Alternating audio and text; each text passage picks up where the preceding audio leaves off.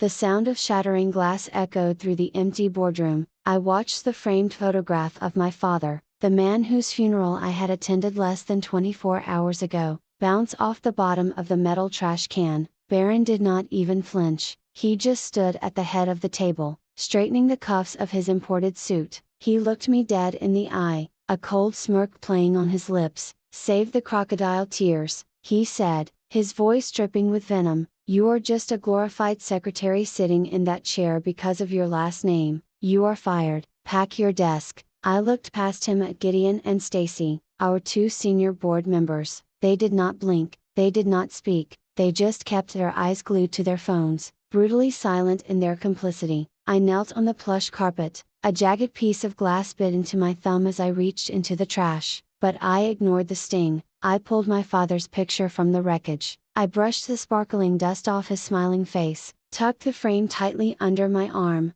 and walked out of the room. The heavy oak doors clicked shut behind me. At 32, I was the chief operating officer of this company. I had spent the last decade pulling all-nighters, sleeping on a cot in the Memorial Lab, and building the core medical technology that kept this firm alive. Baron spent that exact same decade bouncing between European ski resorts, systematically incinerating his trust fund. He was not just throwing his weight around. Today, he was drowning. The whisper in the financial circles was loud and clear. Baron owed $30 million to some incredibly ruthless private equity sharks. His back was pinned against the wall. To save himself, he needed cash fast, so he bought off Gideon and Stacy. He promised them massive golden parachutes to form a 40% voting bloc. That unholy alliance completely outweighed my 49% inheritance. He orchestrated this ambush to force a rapid sale of my father's life's work just to bail himself out of a massive hole. They thought I would break, they assumed I would throw a tantrum or beg for my job, but they vastly underestimated who they were dealing with. The elevator dropped to the basement. I walked out into the concrete parking garage, my heels echoing in the hollow space. I unlocked my car, slid it into the driver's seat, and slammed the door. My hands gripped the leather steering wheel until my knuckles turned stark white. A heavy lump formed in my throat, threatening to choke me. I swallowed it down hard. I reached into my pocket and pulled out my phone. The screen lit up the dark interior of the car. I opened a text thread with Nicole, my closest friend and an absolute shark of a corporate attorney. I typed 3 words and hit send. "It is time, initiate." My phone buzzed in the cup holder, a company-wide email alert. Subject line read, "Leadership transition." I tapped the glowing screen. Baron could not even wait a full hour. He had blasted a message to all 400 employees. At the very bottom, beneath the sterile corporate jargon about restructuring and new horizons, he added a personal sign-off: "The princess has left the castle. Time to get back to real work." My jaw clenched so hard my teeth itched. Before I could even toss the phone onto the passenger seat, the screen flashed with an incoming call. It was Drive, Thomas. He had run our research and development division since I was in middle school. "Sarah," he gasped, his voice trembled, completely stripped of its usual calm authority. "He is destroying it." "Destroying what?" "Thomas, the Memorial Lab." My stomach dropped. The air in the car suddenly felt suffocatingly thin. That lab held my mother's name etched in bronze on the door. It was the exact room where my father finalized the formula for his first successful clinical trial. Baron just signed the work order. "Drive," Thomas continued, the panic thick in his throat. "Demolition starts on Monday. He is gutting the clean rooms to build a VIP executive lounge." "But Carrara, that is not the worst part." I gripped the steering wheel. "He is selling the intellectual property, the entire autoimmune patent portfolio, the exact therapy that gave your father 3 extra years of life. He is handing it over to Vanguard Medical for pennies on the dollar. The final paperwork is being drafted right now." Vanguard,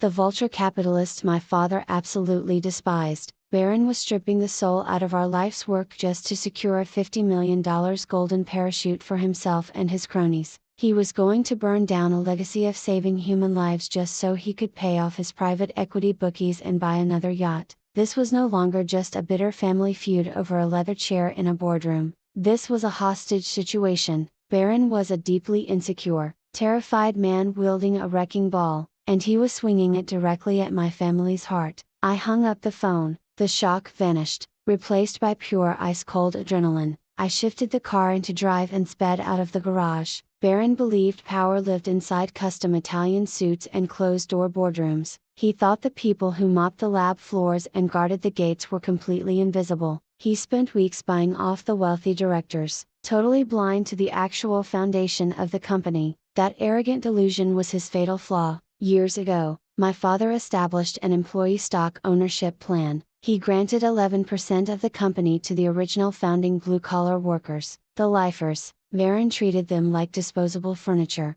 I treated them like family. I drove straight to the working-class neighborhood on the south side of the city. I sat at Maria's cramped kitchen table. She had cleaned our laboratories for 15 years. Hank, our senior security guard, sat right next to her, still wearing his badge. I skipped the corporate speeches. I slid Baron's demolition order and the Vanguard sale contract across the scratched wood. They read the paperwork. They saw exactly how little Baron valued their sweat and loyalty. Hank's jaw tightened into stone. Maria's hand shook, not from sadness, but from pure, unadulterated rage. I pushed a single legal document toward them, an irrevocable voting proxy. Keep your shares, I told them, my voice completely steady. Keep your dividends. You earned every single penny. Just lend me your voice in the boardroom today. Let me hold the microphone. Maria grabbed the pen and signed her name with brutal force. Hank took the pen next. Within 2 hours, I visited 6 more original employees, mechanics, warehouse leads, night shift supervisors. Every single one of them signed the proxy without a second of hesitation. I bypassed the banks. I skipped the multi-million-dollar buyout negotiations by leveraging the sheer loyalty my father left behind. My voting power legally, and instantly jumped to an absolute 60% majority. I possessed the ultimate weapon, and Baron had absolutely no idea it was pointed right at his head. The main lobby buzzed with a frantic, terrified energy. 400 employees stood packed shoulder to shoulder for the mandatory town hall meeting. At the front, standing on a raised platform, Baron held a crystal champagne flute. He wore a sickeningly bright smile. He spoke smoothly into the microphone, spinning the absolute destruction of my father's life's work as a strategic merger and referring to the impending mass layoffs as necessary operational streamlining. Gideon and Stacy stood right behind him, clapping like trained seals. I pushed through the heavy double doors at the back of the room. The crowd parted instantly, creating a dead straight path to the podium. His past insult echoed in my head, cold and arrogant, just a glorified secretary. But the woman walking down that aisle was not a secretary, she was an executioner. I marched straight up the steps of the platform. Baron stopped mid-sentence. His fake smile faltered. "What is she doing here?" he hissed at Stacy, covering the microphone with his hand. "Call security." I stepped right into his personal space and slammed a heavy manila folder directly onto the podium, right over his neatly printed cards. "This is a written consent of shareholders," I said, leaning into the microphone. My voice sliced through the absolute silence of the massive room. "Signed and legally executed 10 minutes ago by a 60% absolute voting majority." Baron stared at the thick stack of papers. His brain simply refused to comprehend the words. "Effective immediately, the board of directors is completely dissolved," I continued. I turned my head to look Gideon and Stacy dead in the eye. They stepped backward as if they had been physically struck. "And Baron,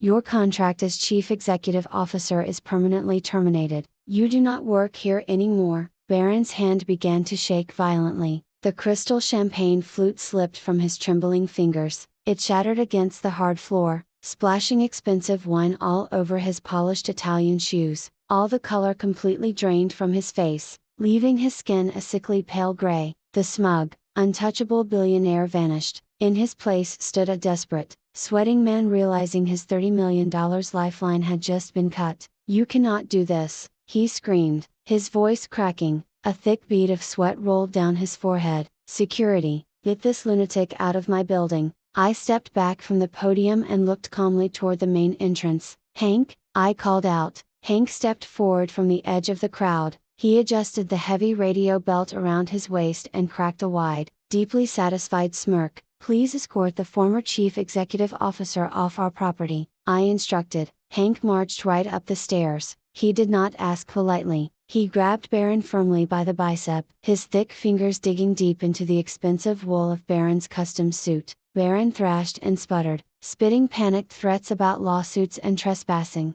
but Hank just yanked him forward, physically dragging him down the center aisle. In the front row, Maria crossed her arms over her blue janitorial uniform, a slow, proud smile spread across her face. Someone in the back started clapping. Within 3 seconds, the entire lobby erupted into deafening applause. I stood at the podium, looking out over the sea of faces, finally breathing in the clean air. Later that night, my phone buzzed on the nightstand. The screen lit up the dark bedroom with a single text message from Baron. "You only got an empty shell." He thought he was a genius. He assumed I was just a naive girl who did not know about the secret hardware key he kept hidden in his briefcase. Driven by pure spite and $30 million of debt, he logged into our servers from his mansion. He planned to download the core intellectual property and sell it to Vanguard Medical on the black market before his termination was fully processed. What he did not know was that Nicole and I had been waiting for this exact move.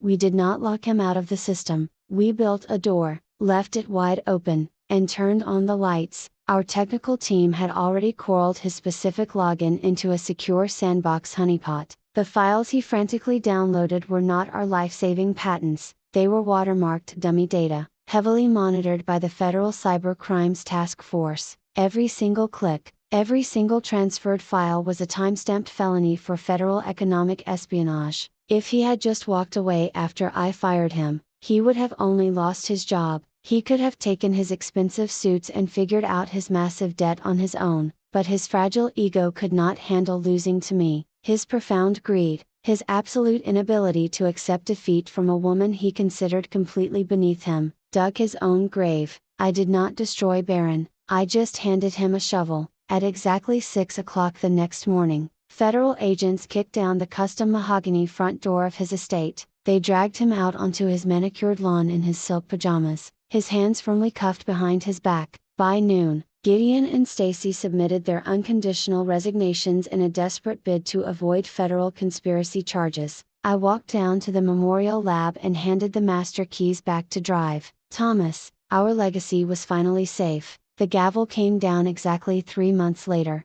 The judge sentenced Baron to 84 months in a federal penitentiary for economic espionage with no possibility of parole before serving at least 60 months. The court also ordered a total restitution of $30 million to be liquidated from his remaining personal assets. He lost the mansion, he lost the imported sports cars, he lost absolutely everything. Gideon and Stacy avoided a prison cell, but the Securities and Exchange Commission permanently barred them from serving on any corporate board, slapping them each with a $250,000 fine. But the legal ruin was not the worst part for Baron, it was the social eraser. His elite country club publicly revoked his membership. The people he used to drink thousand scotch with suddenly found themselves entirely unable to remember his name. He became a ghost in his own city. 6 months into his sentence, a flimsy paper envelope arrived at my office. It was stamped from a federal correctional facility. I recognized his messy handwriting immediately. He wrote 4 pages about how the immense pressure got to him,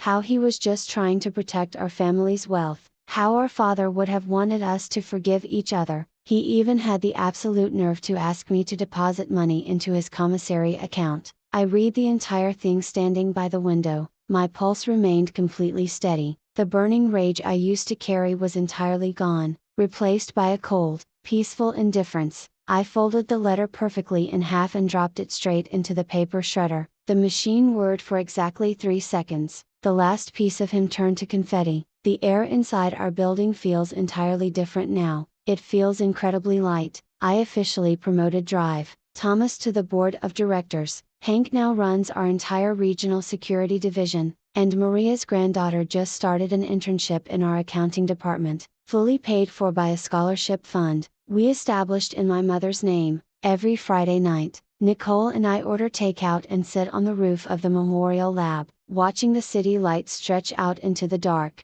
I am surrounded by people who do not just share a payroll, but share a purpose. This is my chosen family. The chaos is finally over. We are just building. I am sitting at my father's desk right now. The city skyline is glowing behind me. and for the first time in my life, I know exactly why I belong in this chair. Men like Baron are dangerous because they are fundamentally hollow. Narcissists operate under the delusion that the world owes them a soft landing. They mistake what they inherited for what they earned. Their profound insecurity makes them incredibly desperate, and that desperation makes them totally blind to the immense strength of the people they consider beneath them. If you are dealing with a toxic narcissist right now, I need you to understand three things. Rule number 1: titles do not buy loyalty. A fancy business card might make people fear you, but real power is earned by respecting the invisible people who actually keep the lights on. Rule number 2: never back a grieving person into a corner.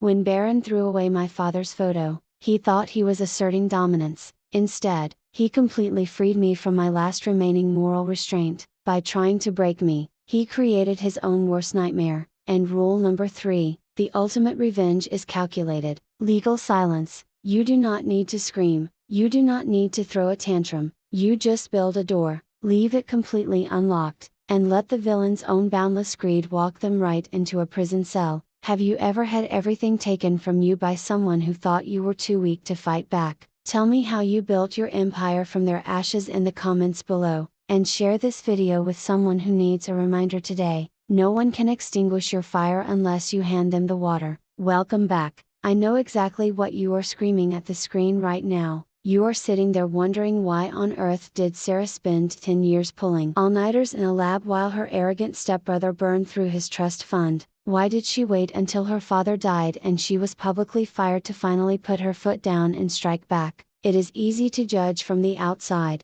but let me explain the psychology of toxic family dynamics. Carrara was not stupid and she certainly was not weak. She was trapped in something called the slot machine effect, also known in psychology as intermittent reinforcement. When you deal with a narcissist like Baron or a complicated family business, they do not treat you terribly 100% of the time. Every once in a while, they give you a tiny crumb of validation, a polite smile at a dinner, a vague promise that your hard work will eventually pay off when the time is right. You keep pulling the lever, pouring in your time, your health, and your sanity, hoping for that jackpot of genuine respect, but the house always wins until you finally decide to walk out of the casino. When Sarah finally did walk away, she executed an absolute masterclass in financial self-defense. Let us break down her specific smart moves so you can use them in your own life. First, we have the audit strategy. Scammers, manipulators, and toxic people absolutely hate the details.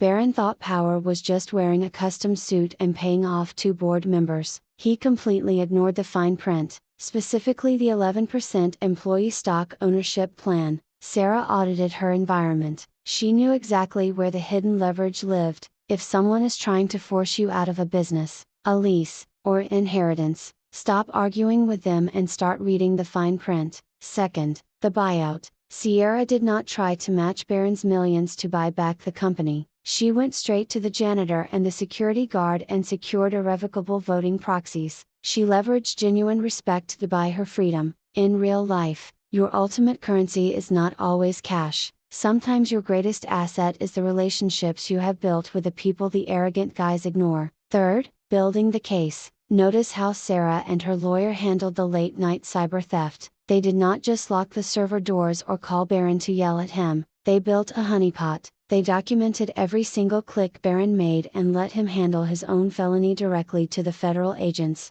If you are dealing with a toxic ex or a corrupt business partner, do not interrupt them when they are making a mistake. Let them act, document their choices quietly and build an airtight case. Here is the final verdict: your legacy, your money, and your peace of mind are worth protecting, but you cannot protect them with raw emotions. You protect them with strategy, firm boundaries, and cold, hard facts. You are always allowed to walk away from people who hurt you, even if you share a last name. Have you ever had to use the audit strategy or build a case against a toxic person in your own life? Drop your story in the comments below. Do not forget to subscribe for more deep dives into the psychology of survival.